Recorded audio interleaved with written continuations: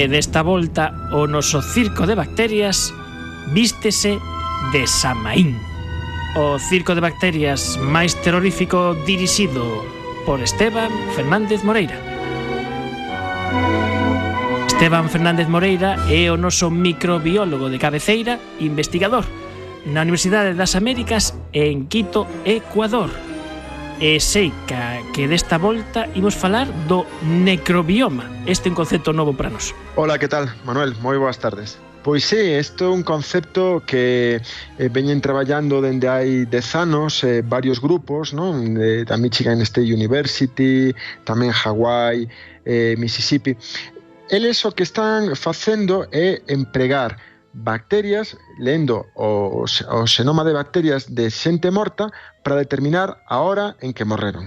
Isto soa a CSI total, pero isto é unha innovación moi radical, porque, claro, cando un morre se nos para o reloxo, pero que pasa aquí? Sí, efectivamente, cando nós morremos o reloxo se para, pero outro reloxo sigue funcionando. As bacterias que siguen sen nós empezan a crecer e crecen seguindo unha pauta moi característica. Entón, eso lle deu pé a estos investigadores a pensar que aí había un problema, había un nicho de mercado tamén moi forte, porque, por exemplo, nos Estados Unidos, un de cada 3 mortos por asesinato nunca se descubre quen foi o asesino, non? Entón, eso é porque moitas veces é complicado saber a hora en que morreu o defunto.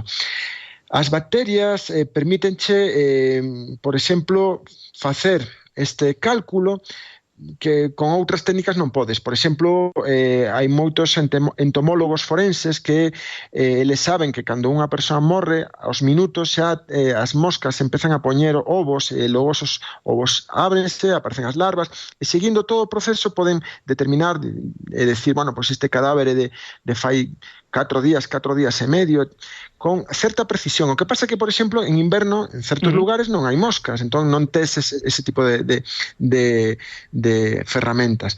Hai outras técnicas, pero tamén depende moito do frío, do calor, do tempo da exposición ao sol do cadáver. Hai uns investigadores, en concreto, unha investigadora da Universidade de Colorado, que fixo un estudo moi concienzudo de cal é a secuencia de bacterias que vanse sucedendo cando un morre, e miraron que, ademais, esta sucesión de bacterias era independente do chan e incluso da temperatura. Entón, claro, eles están a pensar en facer un kit que lle permita aos policías, por exemplo, coller un morto, poñerlle ese kit, e como se fose un test de embarazo, saber no día que está despois de post-mortem, ¿no? Despois de morto. Para facer precisamente esta investigación, o que fixeron con ratiños de laboratorio, poñelos en condicións moi diversas e ver que ese reloxo de necrobacterias que está moi ben axustado. En ciencia todo ten que ser reproducible, entón eles, este é un traballo que se publicou na revista Science este xaneiro, é dicir, un traballo recente. Consiste en coller 120 ratos e coller 40 e poñelos nun chan de deserto, outros 40 nunha chaira e outros 40 nunha zona de montaña. Entón, eles día tras día collían mostras da pel e do interior do intestinos porque ali hai moitísimas bacterias, dos ratos, e facía unha secuenciación de ADN para ver que bacterias había ali, porque cando ti secuencias todo o ADN, o que lle chaman o microbioma, logo eso, o ordenador dinche, pois tes tal bacteria, tes outra e tes tal. Entón, eles o que miraron é que, claro, durante 71 días, ese microbioma ia facendo unha evolución, e ademais que era unha evolución que era independente do chan onde puxeras o rato, non? Ti tens que pensar que cando pos un rato é o mesmo que unha persoa.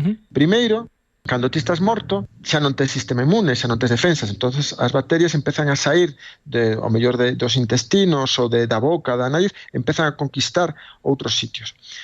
A segunda etapa é cando o corpo hincha, cando é o corpo tumefacto, non? Cando os gases do corpo, eso saben moi ben os mariñeiros, porque cando un morto se afoga, pois a cabo duns días o morto aboia, é dicir, os gases das bacterias fan que o morto saia á superficie. Pois isto é o mesmo, non? Entón, é cando tamén os mortos empezan a pingar, non? Sinto ser tan desagradable, pero empezan a pingar por todos os edificios.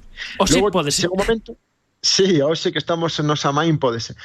Na terceira etapa é cando estoupan. O bandullo, a barriga estoupa, entón esas bacterias que estaban dentro do corpo, que son anaerobias, é dicir, que non lle gustan nada o oxígeno, vense expostas ao oxígeno, empezan a non a toparse a gusto, e cando veñen outras que si lles gusta o oxígeno. Entón, estáse vendo a transición. Logo, pois claro, xa logo non se distinguen os texidos, e por último, a última etapa é a etapa seca, que xa prácticamente non hai bacterias, que cando están os osos xa pelados, non?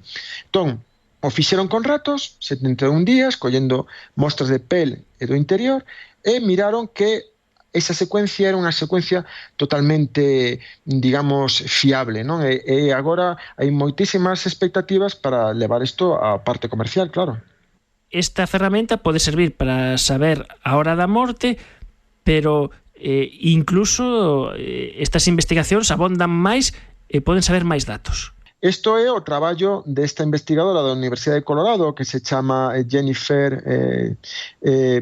logo hai outros grupos tamén, por exemplo, de outras universidades, que atoparon que vendo o necrobioma podese distinguir o sexo do cadáver, o sexo do morto. Isto é moi importante moitas veces en caso de queimados, non? Que é moi difícil saber se home ou muller.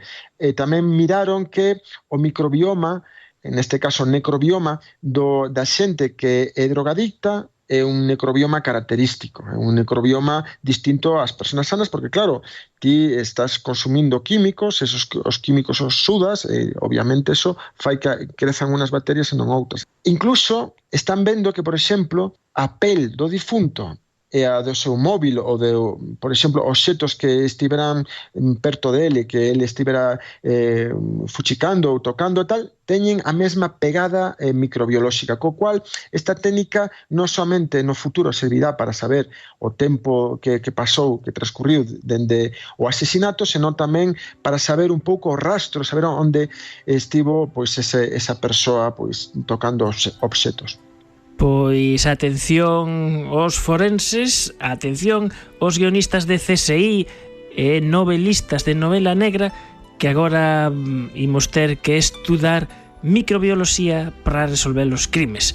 Nos lo contou magistralmente, como sempre, esta historia do reloxo que se para cando alguén morre e se inicia outro reloxo, Esteban Fernández Moreira, desde Ecuador, desde Quito, desde a Universidade das Américas.